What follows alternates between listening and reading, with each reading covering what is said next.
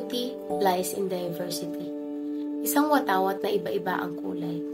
May pula, kahel, dilaw, berde at iba pa, na sumisimbolo sa pagkakaiba-iba ng bawat isa. Iba't ibang kulay na nagre-representa hindi lang ng pagkatao, kundi pati ng mga kwento nila. Nila, sila, sino nga ba? Ang LGBTQ community. Mga taong may likas na katapangan, na umamin at tilantad kung sino sila sa kabila ng matatanggap na batikos at pangungutya mula sa iba. Ibang tao na wala naman alam sa buhay nila. The dream of having gender equality in a world of diversity.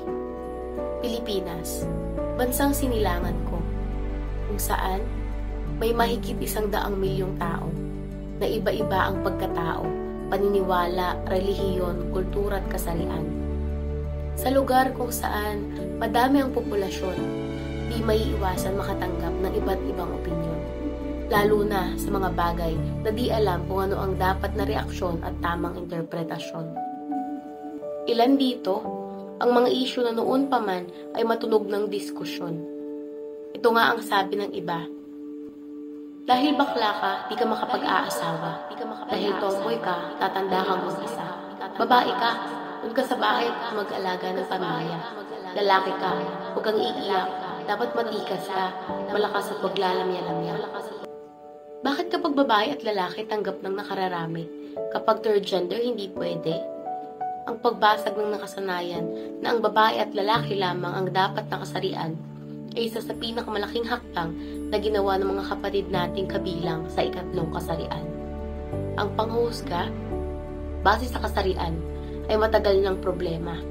Pero di ibig sabihin nun inonormalize na. Hindi lahat ng nakasanayan ay kailangang panindigan.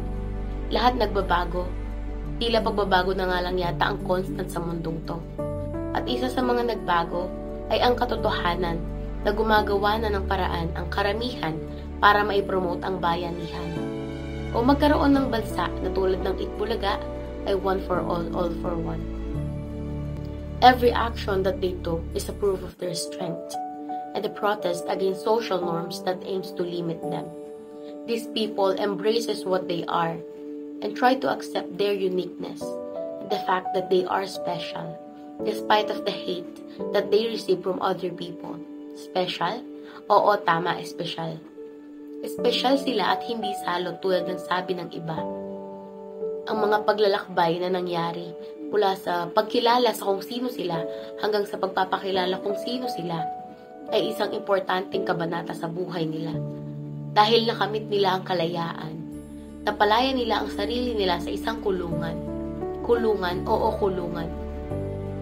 Kung saan nakakulong ang tunay na katauhan, katauhang nasa likod ng mapagpanggap na maskara, maskara na binuo upang magtago sa mga taong makikitid ang pangunawa, na hindi maintindihan ang nararamdaman ng iba at walang ibang ginawa kundi ang manghusga at gawing almusal ang buhay ng iba sa tirik na umaga.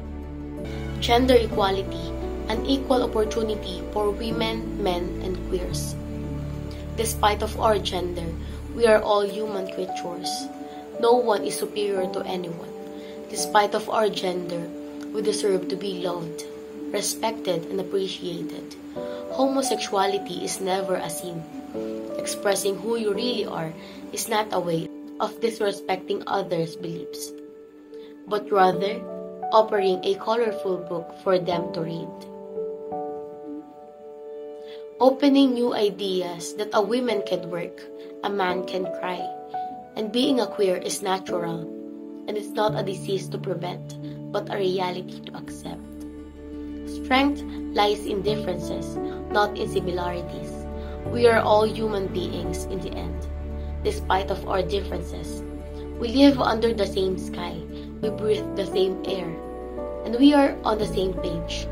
Thus, we all deserve fairness and equality. In a world of diversity, let's choose to move as one, enjoy and respect each other's differences, as it will help us grow as a human being. At last, we are all different. All we need is a spoonful of love and respect. Our uniqueness is what makes us beautiful. So let's start embracing our uniqueness and always remember to improve is to change. Let's start with ourselves and share it to others.